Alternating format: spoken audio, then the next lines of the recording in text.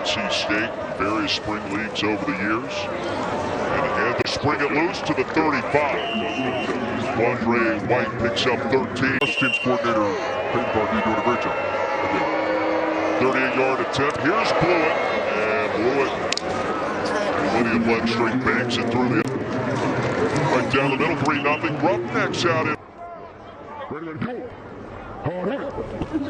Here's Mon on third down. Pressure again. The second sack for the Roughnecks defense. Christopher Allen, a Lightning and a loss of 7.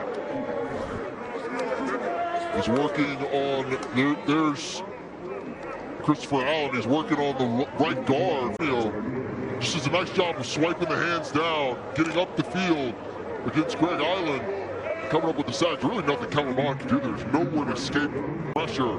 Nice job by Christopher Allen up the middle. Linebacker running pass pro specialist. The snap came in low. Clinton just falls on top of it. Lonnie Phelps is right there in the backfield at the same time. Second and goal to start our second quarter. Ronnie and Roy, Cole and Morgan. And it's going to be White with an empty cut in the end zone.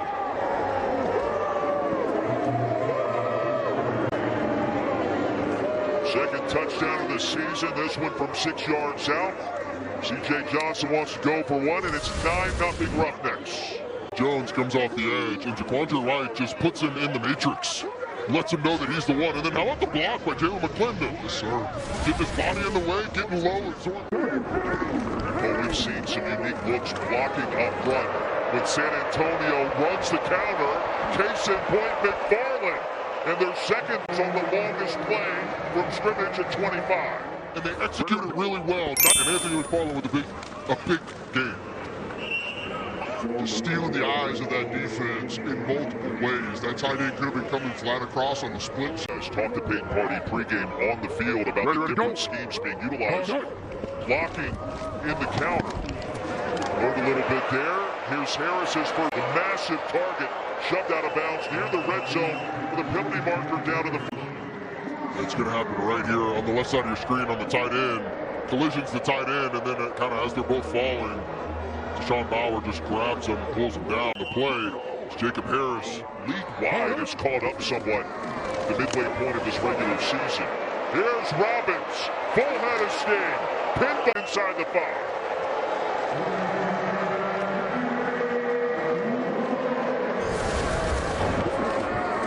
This is traditional county back in the H on the same side, guard pulling. Honeymoon's going to be over quick before San Antonio starts playing a little crispier here, and it's not going to happen. Intercepted. The route was read beautifully. Elder with the pick.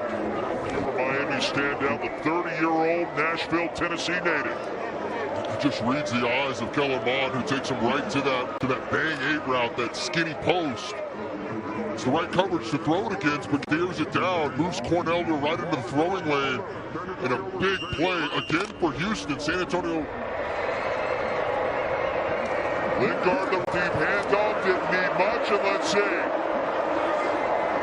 Only needed 36 inches. There's the running back. Lawrence Keys gets it. On the quick toss, Keys is going to race for a first down. And a 12-yard gain ahead to the 30. Watch the puller coming around. Got Josh Peterson, the tight end, getting out in front. Continue to wind down. Brahmas with 2 timeouts. You would think they want to utilize one here coming up.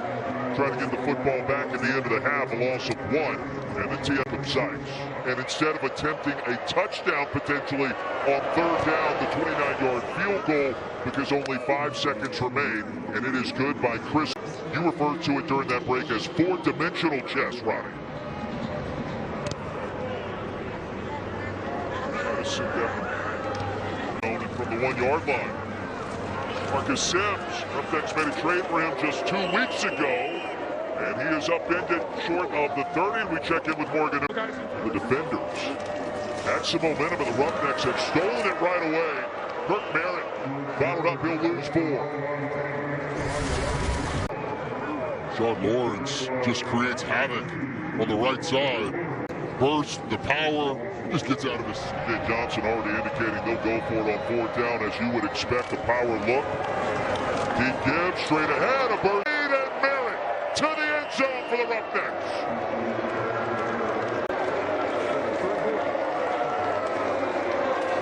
Merritt is back. He's healthy. They're going to utilize him on third down. The soft hand, vision and speed on this touchdown. Watch Samuel Jackson, the right tackle. He's just going to get a little push on the linebacker. Brahmas offense stuck neutral today, if not reverse. And case in point, Aiden Robbins will lose 3. Third down and long. Tano has it. He'll heave one deep, man-to-man coverage. Looking for Sexton, broken up by Armani Marsh.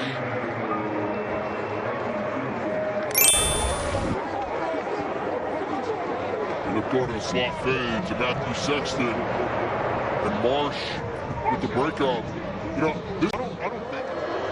Have the edge on the scoreboard, in the stat book, quarterback in every possible category you can imagine.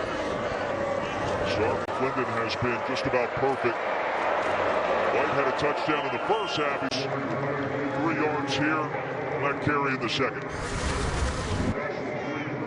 The first guy didn't exactly get him down, but the rallying to the football by San Antonio, he was right. There was a little bit of room there to at least get back to the line of scrimmage. 3rd and 5, empty backfield. McClendon, the slam, intercepted. Down to one knee for Jalen Elliott. New line for San Antonio. Marcus Sims had to haul it in. Instead, it ricochets right to Elliott and a 14er.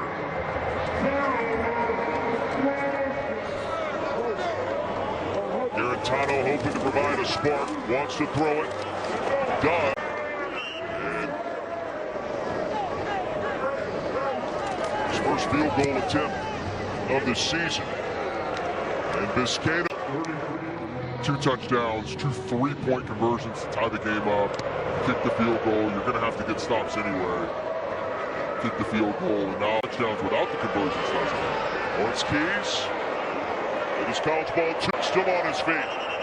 Rumbling ahead near the 40. Trying to find a way to get somebody in rhythm. Garantano pulls it away for a first down.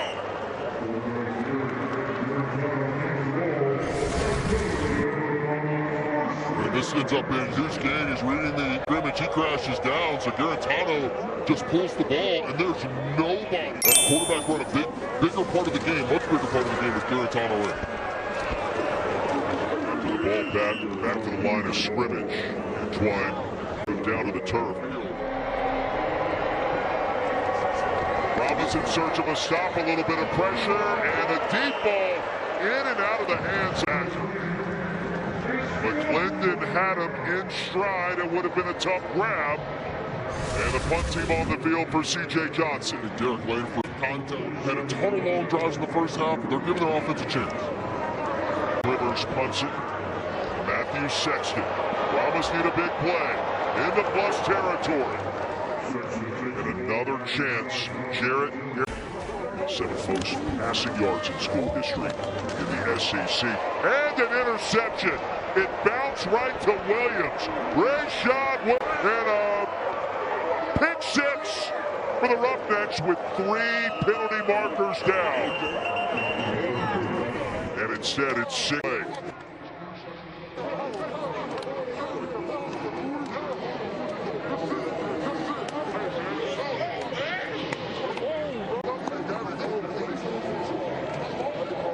No. Are you kidding me? Are you kidding me? Again?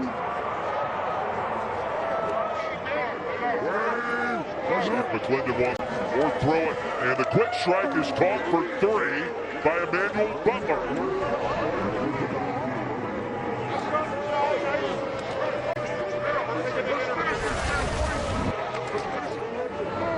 On 4th and 2. Garantano versus his field on the move and incomplete. Stylianos the interior and a turnover on downs. There's pressure almost immediately from this left side. Jared Garantano. I mean, the left tackle, Willie Tyler, just doesn't get out of his stance. Just not knowing the count. You're late right there, and it's just free access to the quarterback. That can't happen. It certainly can't happen on a fourth down. Saw Leon O'Neal there. Perhaps it's the biggest jump of this season. And I'll say this, I'm sorry, Roy. I'll say this. Second half, the defense is the why you were in the game a couple of weeks ago. It might be the best clip of the season in the UFL. On fourth down, after the 2-minute warning, Kirk Merritt signed by Garrett Nelson. He'll lose a yard. Brahmas are going to get it back.